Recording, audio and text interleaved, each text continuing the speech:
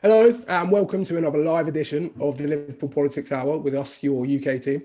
I'm your host for this week, Tom McGugan, and joined by the rest of the team, Fergus Turtle, Lindsay Eyre and Sam Ruddock. On today's episode, you can expect to hear us, as well as some brilliant guests, discuss the topic of free speech in universities. To begin the show, though, we'll reflect on some of the biggest news stories of the past week. So we'll start with Lindsay. What's been going on this week, Lindsay? This week, the budget was announced. Rishi Sunak announced it on Wednesday, and one of the interesting features of the budget is a sports recovery fund. So there has been 300 million granted to sports, and 25 million of that has been given to grassroots football, which is exciting considering the sports industry is one of been the most hardest hit in the COVID pandemic. We actually have an Investigate show coming out next week that looks more closely at the effects of COVID on football.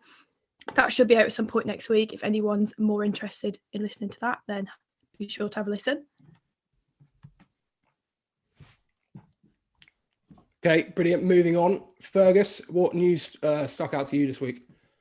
Okay, so keeping on the topic of the budget, one noticeable omission perhaps was that there was not much in the way of things of interest for students or even very many young workers in there. So we did contact the National Union of Students. Unfortunately, none of their spokespeople were available to be with us. However, they did send us a statement saying that students have been consistently exploited and ignored during this pandemic. We are seen as cash cows, with many stuck paying extortionate rents for properties we cannot use or cannot afford. Yet, once again, all we have received is empty platitudes and no financial support. Students deserve better than to be pushed into financial hardship because of this pandemic. So that's a pretty robust line there, and I'm sure that's a topic that we might be discussing at some point in the future. My other takeaway from this week is about vaccines. Once again, so there was quite a lot of rumours going around the press offices around the weekend, talking about an uptick in supply of vaccines. This was confirmed on Monday or Tuesday, I think, by the vaccine minister, Naheem Zahawi, who said that over the next 10 weeks, we should have roughly double the vaccine supply than we did over the previous 10 weeks. So some people have put this together, especially the Financial Times, and have said that we could have people given, all adults being given a first vaccine as early as the end of May under these numbers. Now, what's significant about the end of May? Well, if you think it takes 3 weeks for your first vaccine shot to have efficacy, well, what's 3 weeks after the end of May? It's June the 21st, which, if you look at last week's roadmap, is the date that Boris Johnson and the government has set forward to be the first, the earliest possible time, rather, that all restrictions might be lifted by. So I don't know if you regard that as some kind of clue, but that's something interesting I noticed.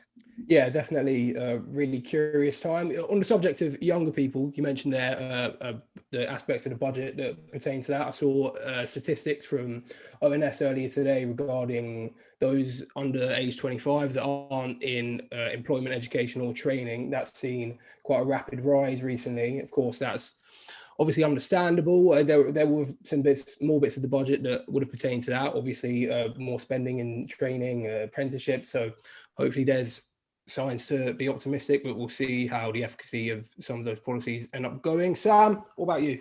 Hello. Hi, guys. Yes, well, I think I've got the biggest news story of the week. It's, of course, Meghan Markle and Prince Harry, that old chestnut that's been making the front news pages. In fact, so much so that you have to go to page 4, 5, 6 to even read about COVID as of this moment. So, big documentary coming out with Oprah Winfrey in the next 3 days, Buckingham Palace in uproar, Prince Philip in hospital, having had, I heard, a successful procedure on a pre-existing heart condition. But there's clearly a lot of political royal tension going on.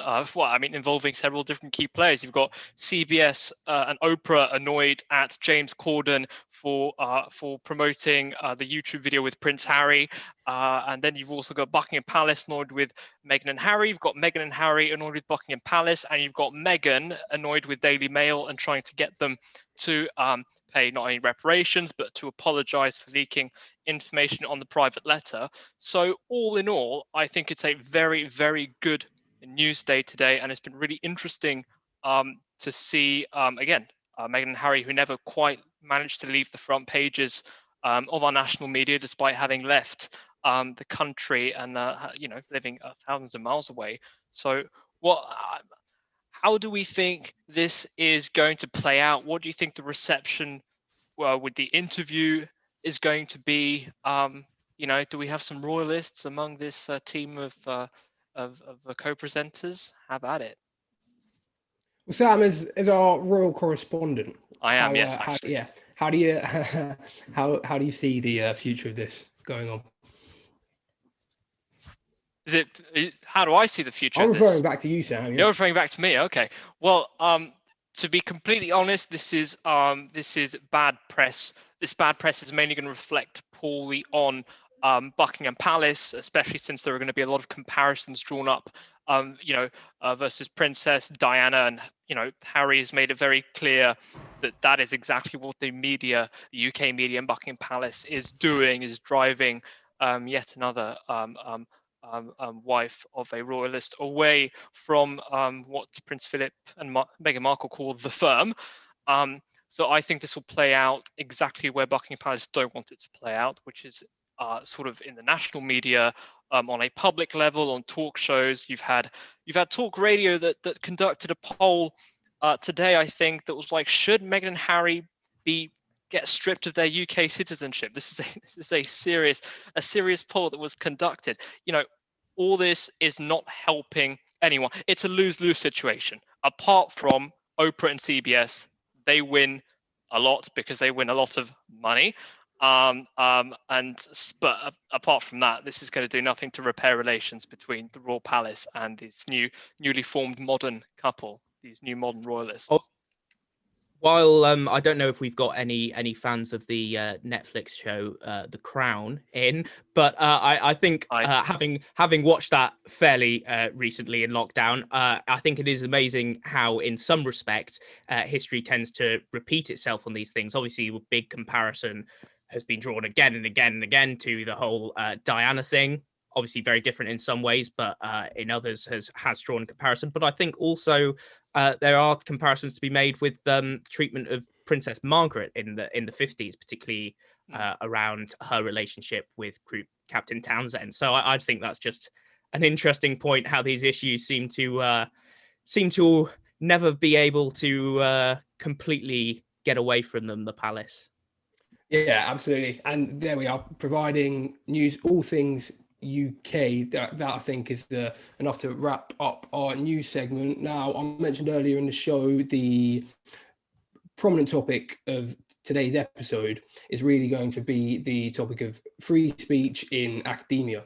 Now, we're looking forward to hopefully discussing this issue with some brilliant guests later on in the show. For the meantime, though, I thought it would be noteworthy. I read a recent report from the Centre of Science in the Public Interest, which exhibited findings such as 1 in 3 British academics would not hire a Brexit supporter. It also showed findings that 8 in 10 Brexit supporting academics say they would not feel comfortable expressing their views to a colleague. Now, while these findings do seem to project some sort of issue regarding perhaps free speech in academia, it should also be noted that they also found that only 1 in 10 academics supports the firing of controversial professors. Now, of course, this relates largely to a huge topic that seems to have been really in play for a number of years now, and has been a large source of debate in recent years. It's really raised a question that pertains to whether or not students and even academics are free to express their views on campus. Now, just as I'm finishing that off, we're being joined by our wonderful guest for this show. I should introduce them now. So first we've got Jan Macvarish, who is the Free Speech Union's Director of Events and Education. We're also joined by Chloe Field, who is one of our Guild Vice Presidents here at the University of Liverpool. And lastly, Olivia Lever, who is the founder and former president of the University of Liverpool's Young Conservatives and the director of the think tank Blue Beyond. I should thank all of you for joining us. We really appreciate it. Jan, if I can start with you, you've referred to what you've called the narrowing of acceptable thought and speech on campus in previous publications of yours. And if I can ask you first, how potentially damaging do you think allowing these sort of restrictions can be in the long term, and how urgent of an issue is it potentially to fix this?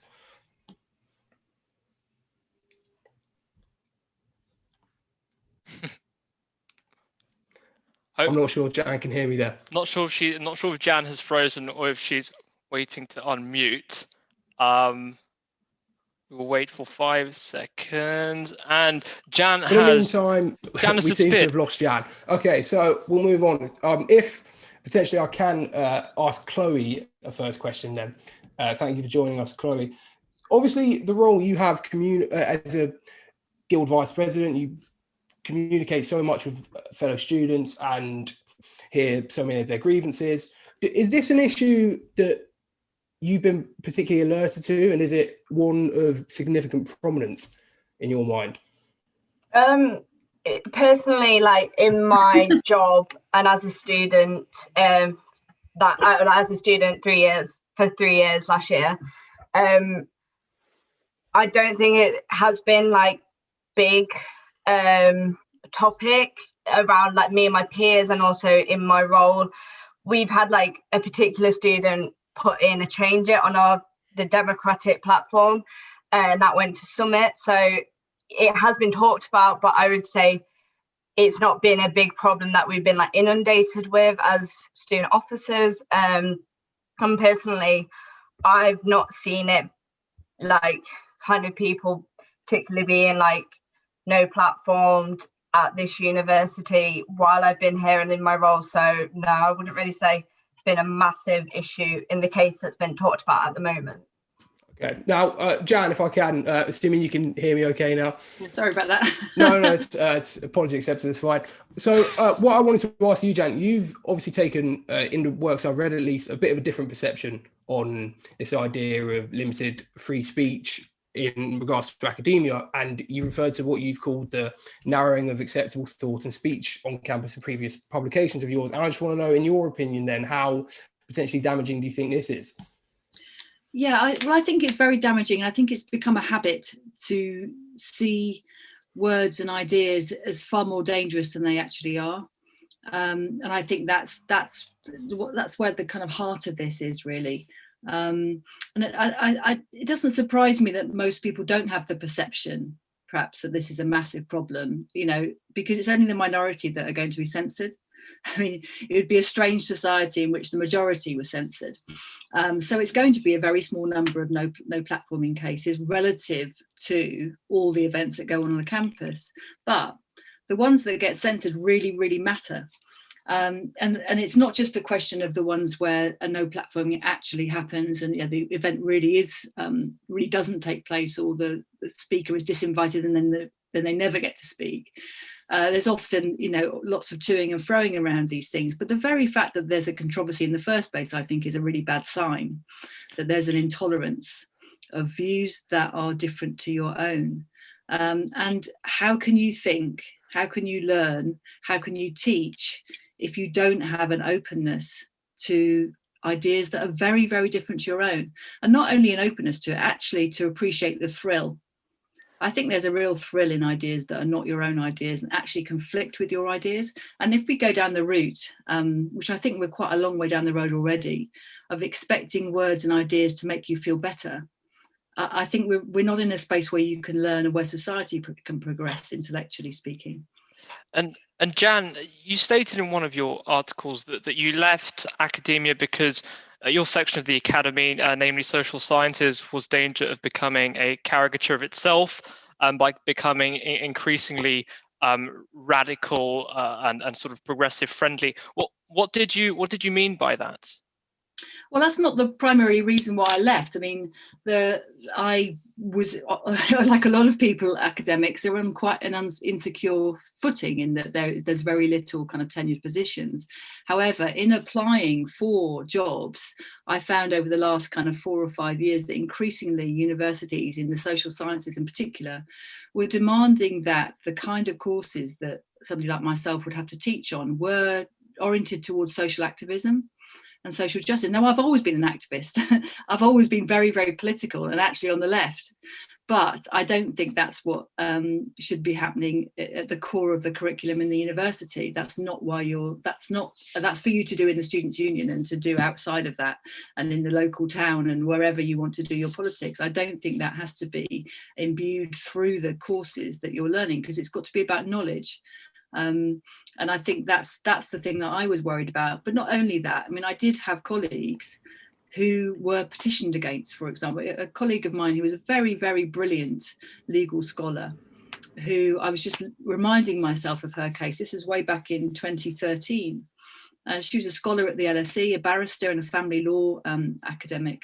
And she wrote a paper for an academic journal, peer-reviewed, on rape.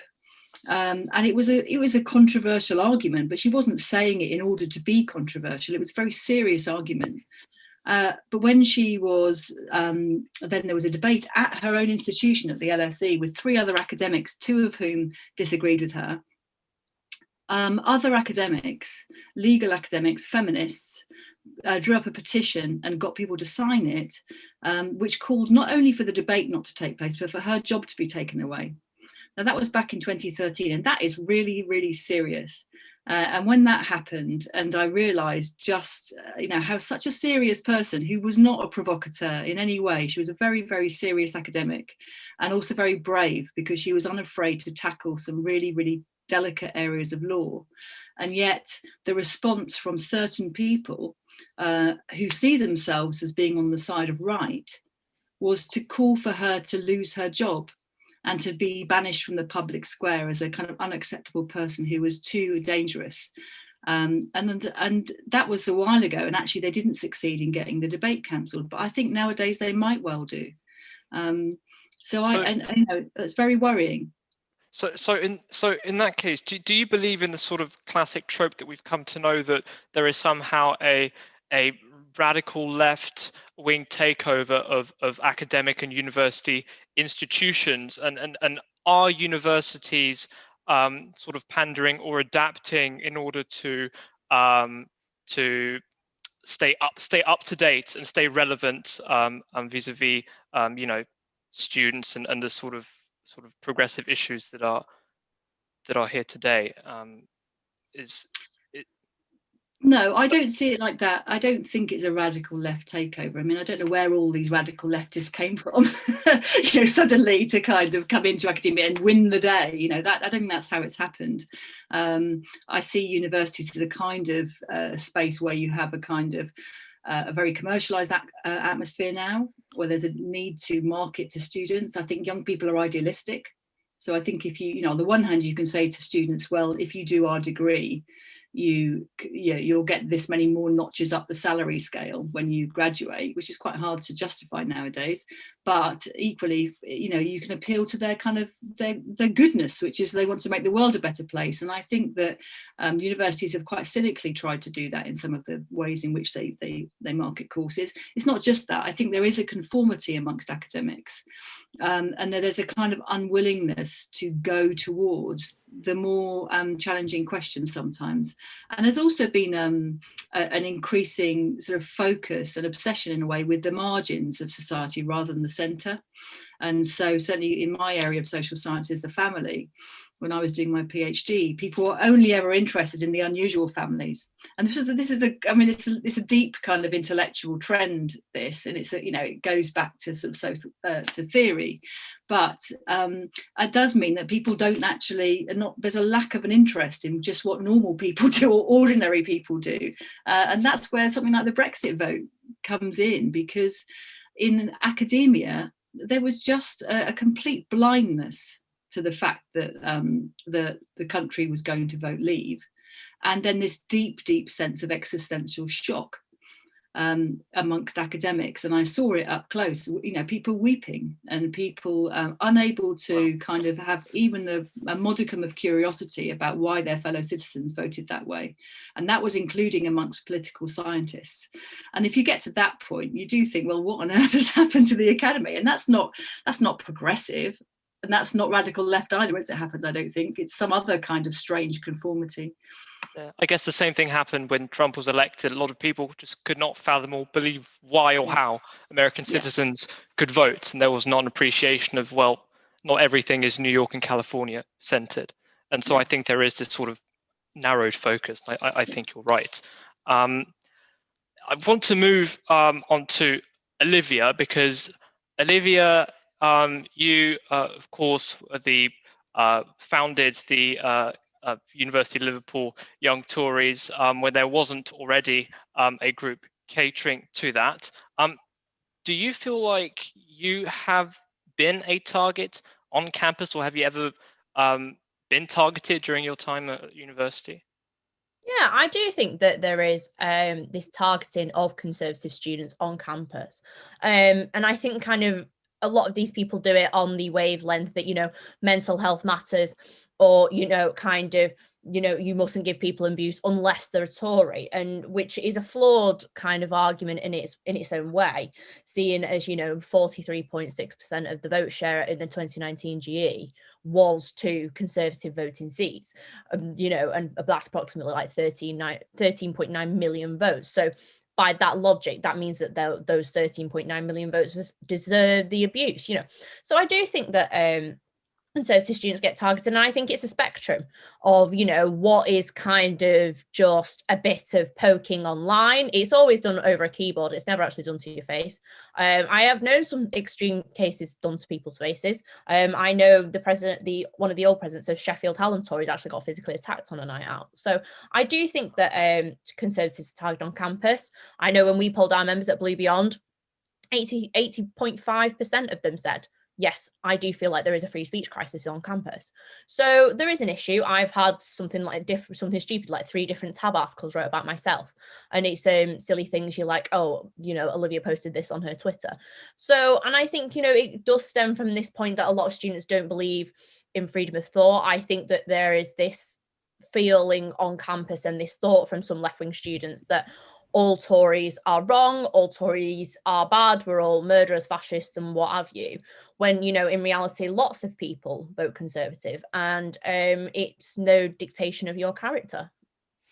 So in that sense, do you feel free enough to be able to openly express your opinions on campus as a Conservative Party member, or do you prefer to sort of keep a low profile because of what you've just mentioned? I think that it depends on you as a person. Personally, I've never been bothered, but I think that's part of my character.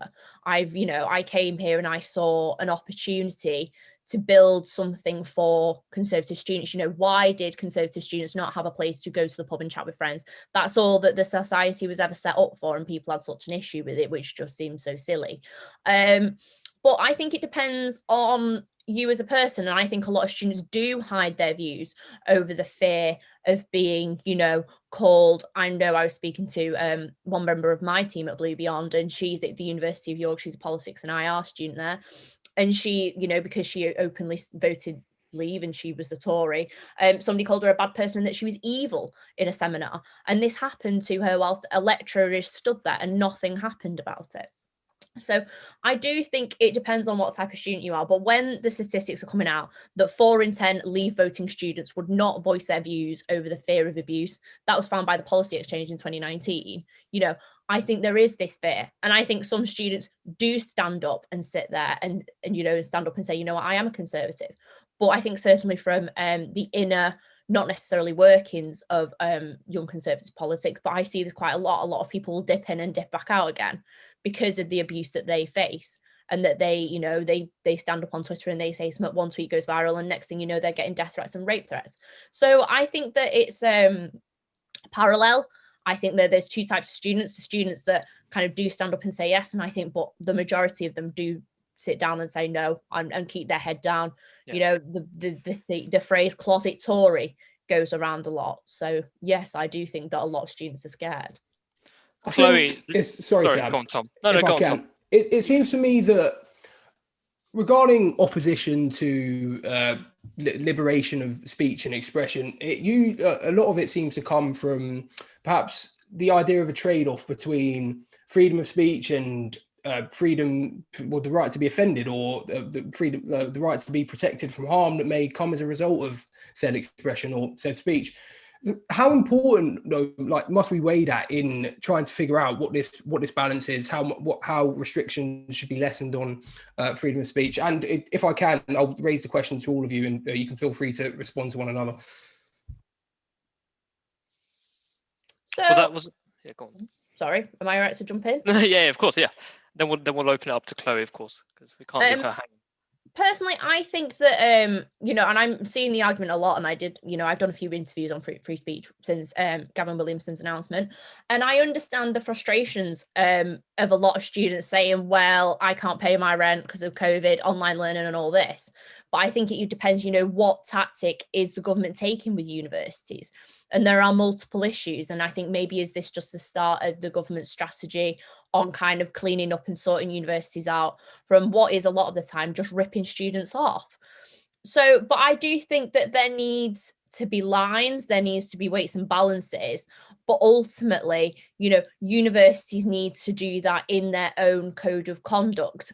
But this argument that, you know, you can kind of sit there and send a death threat to somebody because they are a conservative and it's all right, well, that's completely and utterly ridiculous. There has to be some lines, you know, and some nuance to this, which I don't think there is at the minute. So yeah, I'd like to bring Chloe in now, and Chloe, you're the vice president of and a student guild officer. So do you accept, upon hearing Olivia's testimony, that there is perhaps an issue with sort of marginalized societies such as the Conservative Society not being able to be as free as they should be? Do you think there is an issue?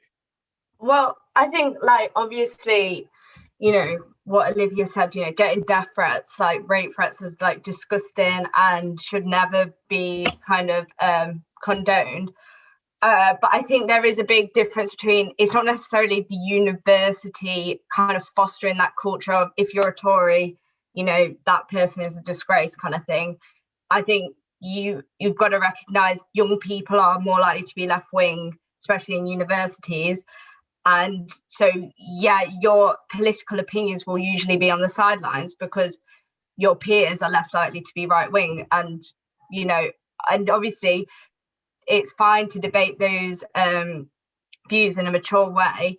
It's not okay to incite hatred and make threats. But there is a big difference between maybe a lot of people not agreeing with you and then people like inciting hatred. And then also I would like to say as well, like, I would say I'm quite on the opposite end of the spectrum politically. I'm quite a hard left, politically aligned. And I would say even I don't feel comfortable expressing my political opinions, because in life, political opinions are hard to express, and people will disagree with you, and it's sometimes hard to get into those disagreements. So yeah, like, I think there just needs to be more done to tackle, like, you know, bullying, online harassment, a lot of that.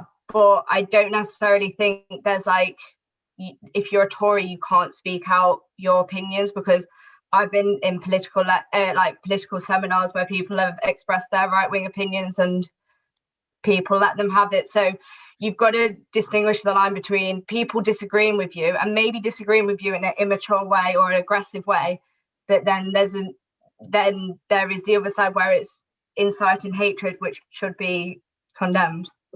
So is the issue then perhaps the quality of the debate and the lack of intellectual curiosity that arises from that? Because if the issue then isn't being free to express your opinions, then perhaps the issue is that at universities, students don't either have the skills or want to acquire the skills of having intelligent and quality debate. Is that something that you would like to see at the University of Liverpool, but in general, sort of, the left and the right being able to come together in a conducive manner and have intelligent debates.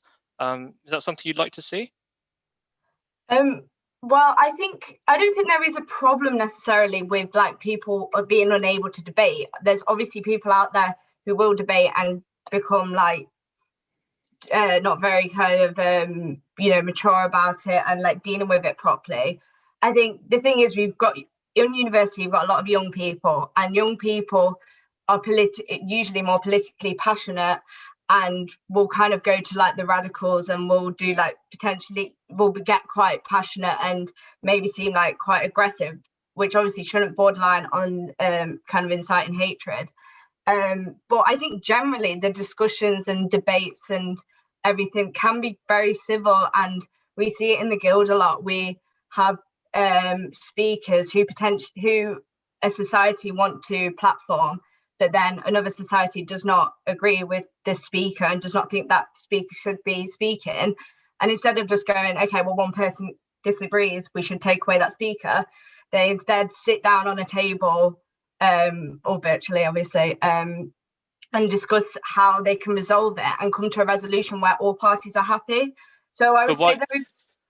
Sorry. I just want to say, but why would, if we're talking about freedom of expression, thought, and views, why should there be a need to sit down to discuss, who is offended, who is not, when the whole concept is being able to for someone to be able to come on campus, deliver their viewpoints or their speech, and those who perhaps don't, share the same viewpoint or don't appreciate the content, that's part of life. You can disagree, but is there really a need to come together to discuss whether everyone is okay with this speaker? Well, I think that's democracy, really. You shouldn't just have to sit back and like let stuff happen that you don't agree with. Usually these speakers are people who are very like controversial and might be promoting ideologies that seem quite harmful to people. And I don't think you should just be like, oh, well, I don't agree with them, I'll sit back. People have a right to protest. People have a right to disagree, as well as having a right to express. So the reason why we sit these people down, because so everyone's happy. The guild works for the students. These students are running societies, both equal societies. And if they don't agree, we will try and find a resolution so that so it doesn't get out of control. And I think that's fine, like that's great. That's fostering the debating and the freedom of expression that everyone seems to want to talk about. Jan, I just want to bring you back in here. Is the issue then perhaps not freedom of speech, but the quality of the debate and intellectual curiosity? And can you make everyone happy? Is there this need for everyone to be satisfied with someone expressing their viewpoints? I think the thing is, to go back to Chloe's example, the thing is the democracy part of it isn't in a small number of people sitting in a room deciding how you can render the debate safe. The democracy part happens in the room when the people are debating, and then it's going to be unpredictable. Now, that don't mean unpredictable in the sense that somebody should start throwing a chair around or heckling. There can be rules of reasonably how are we going to have this debate. And that shouldn't involve disruption, which it often does. Somebody leaping on a table or somebody blocking the door. Security should not be necessary. But the democratic part is democracy involves all of the people. It doesn't involve 3 student union officials plus 2 people from different competing societies working out the rules of engagement. It's about actually freedom to have the debate, and people can choose to attend or not. And the ones who choose to attend, who know in advance, who think they know in advance they'll disagree, the onus is on them to disagree in the room. And if you don't think your ideas are good enough to challenge a speaker with whom you disagree, then you've got to go and work harder on your ideas. I mean, that's the only way around it. Otherwise, somebody else runs society for you. Campuses are a really ideal place for practicing democracy. But that means you've actually got to embrace the spirit of democracy, which is you have to trust your fellow student to actually engage in ideas and have the arguments out in a way that might get a bit heated. It might get very heated. You might get upset. I mean, you don't have to get emotional about these things, but, anger is an emotion as much as anything else is. But you can't sort of, the problem is otherwise you've got this precautionary approach which actually tries to cool debate before it even happens, and then you're trying to anticipate and predict who's going to be offended over what, and then you start saying, well, this person can't come because that group will be offended, or you can't use those words. And so actually we see these procedures being put forward by students' unions and by the universities themselves, these rules and guidelines for what speakers can and can't do, which are incredibly restrictive. It did happen in this kind of way. And so unless students are now just a different species to what they used to be, I think you can argue that young people actually are capable of having these arguments and discussions. You don't need to be babied in that way. Can I just reply to that? Yes, of course, yes. I'd say firstly, it's not like babying in a way. It's more, that there's going to be public disagreement. These people have a society has vocally disagreed with another society about someone they are putting up. Instead of leading that to escalate, we want to nip it in the bud and find out a way to best allow both parties to have their views expressed. So the speaker will still speak. We've got no restrictions on speakers apart from they can't incite hatred. And they have to agree to our code of conduct, which protects freedom of speech, as long as you're not inciting hatred. Are you sure there aren't other restrictions in that code of conduct, Chloe? Yeah. What else is in there? Why would you need a whole code other than being pro-free speech? Legally, you have to protect freedom of speech with it's between the university and the student union, and legally you have to have a code of conduct which protects freedom of speech. And in that code of conduct, it does say, however, you can't be inciting hatred. Right, and how many speakers do you think you ever had who actually really, if you're really honest about it, were going to be inciting hatred? Well, we've had none because we have the code of conduct. But we've also never no platform someone either. Some people think that Tories incite hatred just by putting forward Tory policy. So how do you just on the topic of no platforming, if I could just come in there, do we think that no platforming is justifiable when the person who is being no platformed has done something which is fundamentally wrong? I'm going to give you an example as well that happened to Amber Rudd, ex-Home Secretary. She was no platformed by Oxford University where she was supposed to speak for an event for International Women's Day. This was last year in 2020. And she was no platformed because of her role in the Windrush scandal. So there, basically, you have an example where people's human rights were, infringed upon. So I think in that case, it would be interesting to see your viewpoints on whether or not you think that was justifiable. It's not just a matter of competing opinions. This is people that say they don't want to hear that person speak because they've done things that they fundamentally disagree with, which obviously was the deportation of people in the Windrush scandal. So who wants to go first? I'll give a viewpoint on that if you don't mind. So it's quite funny because I actually chatted about this in another interview that I'd done. And as much as the Windrush scandal was horrendous, it was awful, and Amber Rudd did lose her cabinet position over this. I think the fact that, any Tory would agree that Amber Rudd is a Tory wet. She's on the wet end of our party. So I think the fact that she was no platform was just a little bit ridiculous. Why was she not allowed to go? Why did students not feel comfortable enough to sit there and say, well, why didn't you do this? Why didn't you do that? Why did you not take this approach? So I just think that, and I agree with Jan's comments on that it's almost babying. Students are babied by universities now in many, many different ways.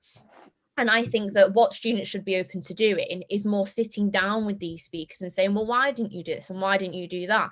And I think, going back to Chloe's comments on inciting hatred and, kind of nipping things in the bud, which is understandable from a point of view, you want to make sure that nobody's personal safety is at risk. I've been physically threatened on campus before by a previous Labour chair. So and I understand that. But however, I do think that there does need to be this reasoning that you cannot baby somebody, and is somebody really, really at risk, you know? And I don't think that universities are doing that now. I think what they're doing is they're saying, let's baby our students. They don't want to be upset, or boo-hoo, poor them. So, no, I don't. If I could, if I can just come in there, is the issue then, Chloe? How would you define what hatred is?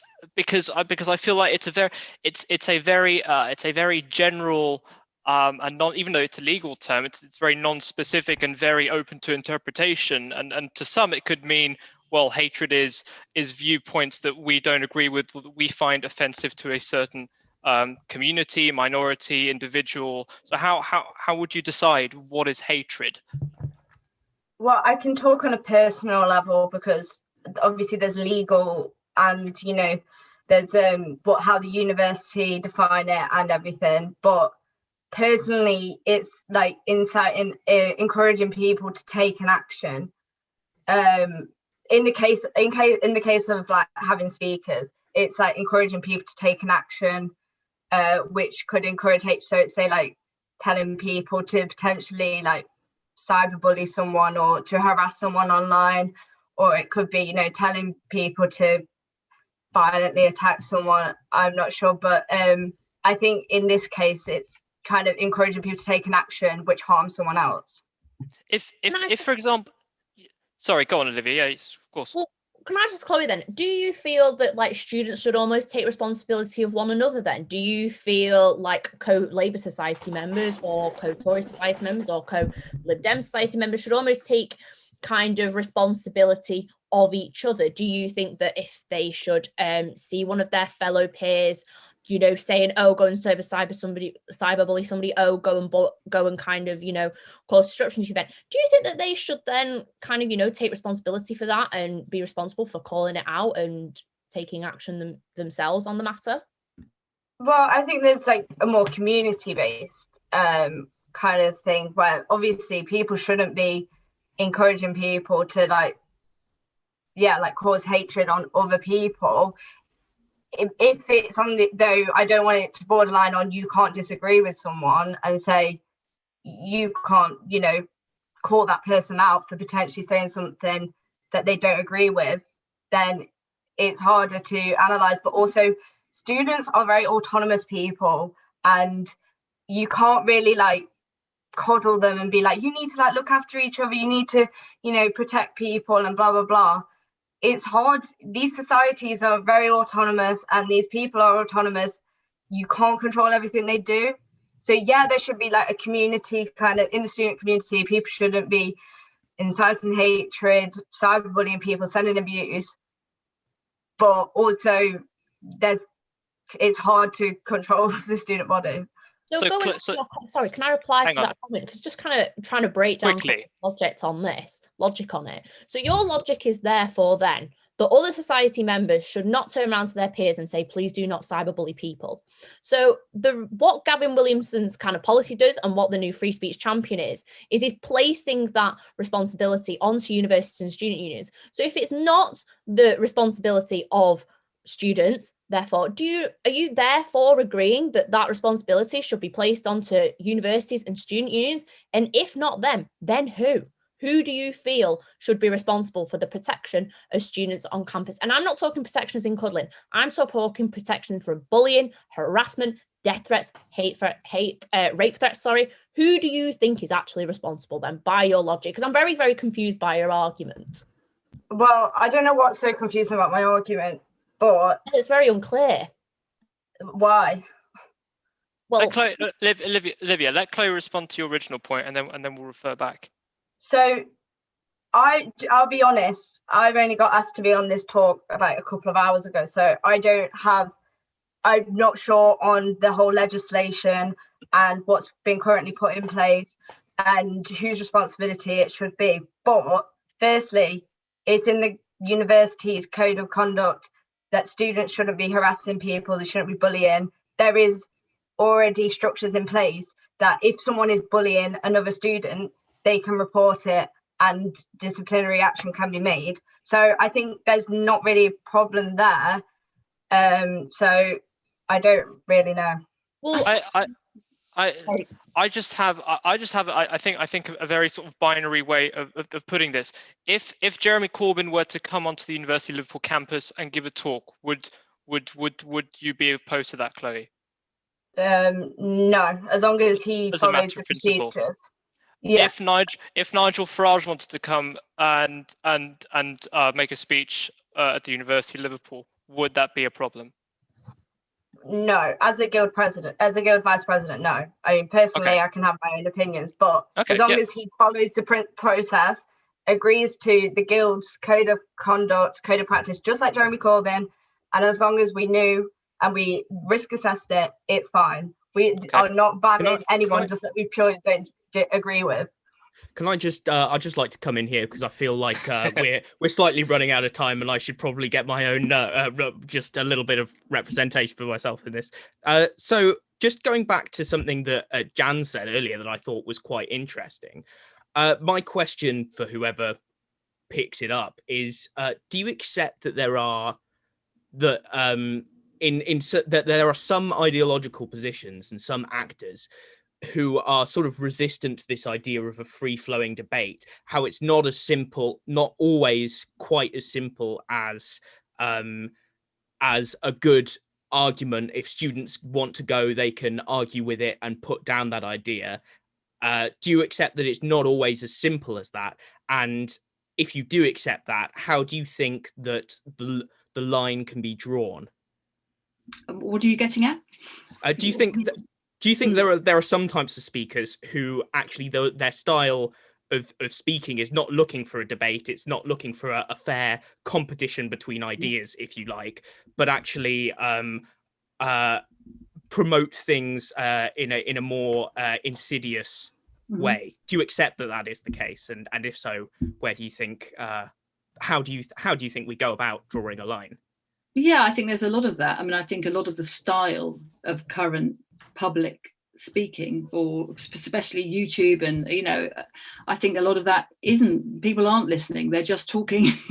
And I think there's something in this quality of debate idea, but I think it can only come from people like yourselves who do want to talk about politics actually amongst yourselves, in a way doing what Chloe's saying, is that in a way that is, but it's not obsessed with bullying and blah blah blah. Actually, you say, well, how are we actually going to talk about this problem unless we actually hear each other and have a proper discussion without kind of melting in advance, but also without doing, as you described, Fergus, just having people who are only provocative. And I don't think, the problem is I would bend the stick towards inviting anybody, because I think as soon as you concede on who can and can't come, I think you place the kind of barriers in that will restrict the people who are reasonable but other people object to. So I think in order to allow all of us reasonable people, if you like, to have the discussions that we need to have as a society, you've kind of got to tolerate the people who are the firebrands or the kind of idiots, really. I don't but they need to be stood up to. I think that's what you have to do. And going to Lindsay's point about Amber Rudd, I mean, Amber Rudd isn't that. She is a totally mainstream politician, and she was being invited to speak. And it was just bizarre. I mean, she's no threat to anybody, for a start, and she clearly isn't inciting hatred. I mean, you can absolutely disagree with the policy on Windrush, not that it was kind of cock-up as much as it was policy, and you can hold her responsible or not, although there was an investigation into that, blah, blah, blah. But to think that somehow she's too dangerous to have there, it's really strange, because how are you going to hold her to account? Yeah, if you're not allowed to have her in the room, I'm just going to give like a hypothetical example, if I might, because I think I was trying to get at that sometimes it might not be so clear. Say if there was someone whose style of rhetoric, for example, peddled something that might be conceived as, anti-Semitic conspiracy theories, but didn't do so in such an obvious, clear way, but was clearly promoting things that we might call in a so-called dog whistle fashion. How do you think we go about drawing the line of where that is? And how do you think we approach those more insidious examples where it's not quite as clear as the person being a naked provocateur? Well, I think that's the very nature of contemporary anti-Semitism, is that it is not obvious. That's why people can't spot it. But it doesn't mean it's not there. And the problem is the arguments for actually really exposing it for what it is have been very weak. And the worst thing that can possibly happen is to just totally shut it down, because you never give people the practice and the obligation to actually work on those arguments. You know, if you're going to try and take down a lecturer because he is, to my mind, quite obviously a conspiracy theorist and an anti-Semite, having kind of moved from anti-Zionism into anti-Semitism, you've got to understand how on earth he got there, and not in a personal way, but why on earth have we got this kind of arguments around anti-Zionism, which actually are anti-Semitic, but then they look like they're not to lots of people. So how are you going to take them up if you just, you know, push them away? You've got to confront them. I can't see any way around that, and that's difficult. Sorry, Jan. I'd like to come in here if I can. Looking towards the future, I think we've kind of all found common ground here in saying that discussion is hugely important in solving this sort of problem. But Jan, I know you've written yourself about how there may be barriers to discussion there. So if we looking towards the future, do we think we can be optimistic about universities perhaps making themselves more accommodating so these sorts of discussions can take place? Well, in a way, I think it's funny. I've got mixed feelings. On the one hand, you know, we all kind of, any of us who are very pro free speech, kind of worry a great deal about free speech at the moment. But on the other hand, there's actually quite a healthy debate going on about free speech. So, you know, it's kind of swings and roundabouts. But I'm positive in the sense that I think, in a way, things have gone so far that it's become very obvious to a lot of people that there is a big problem. And although there's a lot of people denying there is any problem, and they're sort of saying, move along, nothing to see here, it's a moral panic, I think to most people that are, you know, kind of not politically inclined to ignore it, and not kind of tribal in that sense, there is just really obviously a problem. Because even people who've got nothing to do with university campuses say, you can't say anything anymore, or you can't say that, or watch out. And that's all kinds of people, and that's just this general kind of feeling out there in society that somehow there's this idea that just having an opinion and expressing it has become seen as a really, really dangerous thing to do, and that it's become intolerable. I think that's a fantastic point. I think it's a good point to bring the discussion. I've just got one close. Point to end on, if that's okay. Oh, Lindsay, of course you may. Just going to direct it towards Jan, if that's okay. What you said about this perception that you can't say anything in universities. Do you not think that the media have a large role to play in perpetuating those perceptions? I know. I'm saying that it's not just I'm not saying it's just on campuses. I'm saying that people generally in society have that feeling now.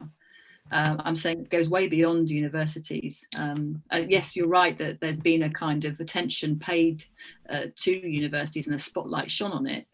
And in a way, it's because it's a kind of safer place for people can understand that in a university, you should be able to talk about this stuff. This should be where it happens. Workplaces, it's a bit more tricky. You can't just go around mouthing off your opinions all the time, all day, because you're there to do something else.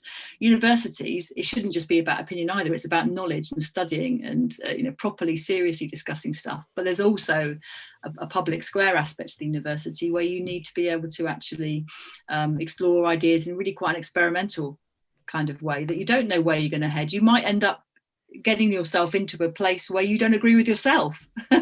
I mean, God, we've done that plenty of times. By the time you get to my age, you realise that you've had all kinds of views that were daft or wrong. But that's on university campuses. That should be exactly where you can do that kind of thing. And I think lots of people recognise that.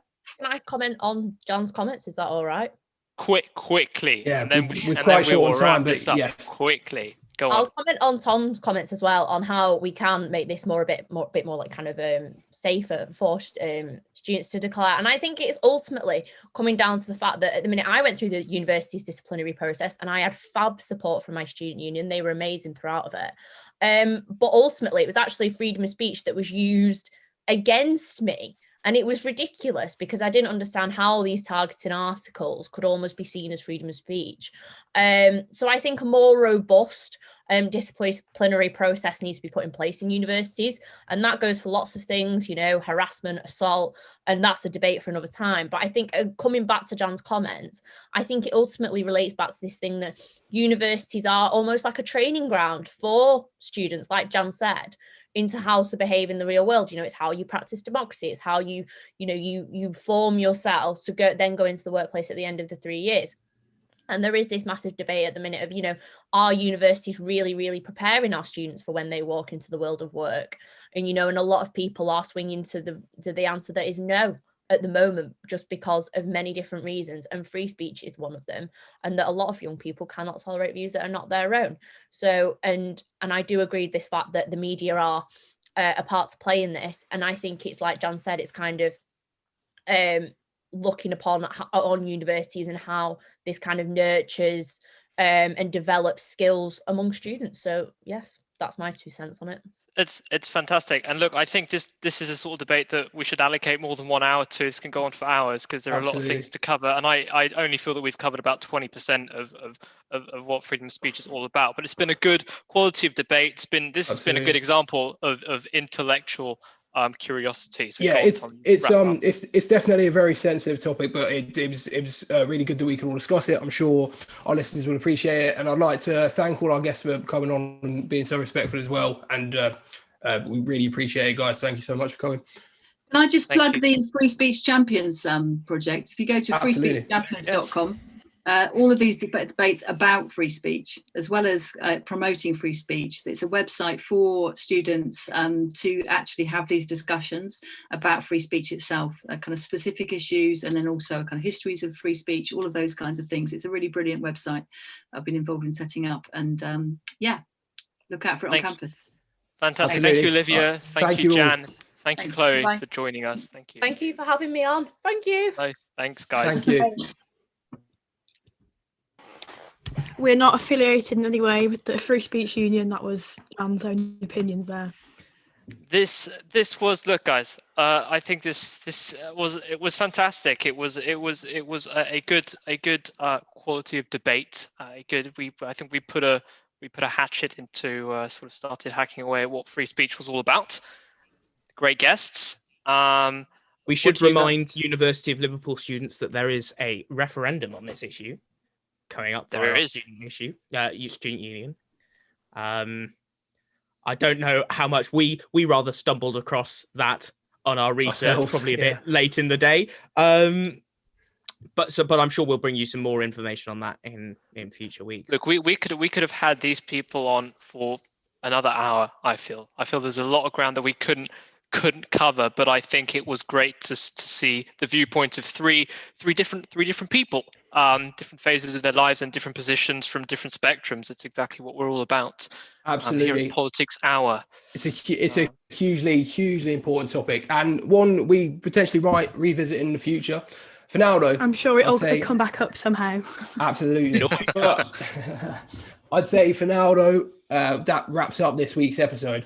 Thank you for listening. We'll be back next week, same time and same day, and you can follow us at LSR Politics on Twitter. So please check us out there. Sam?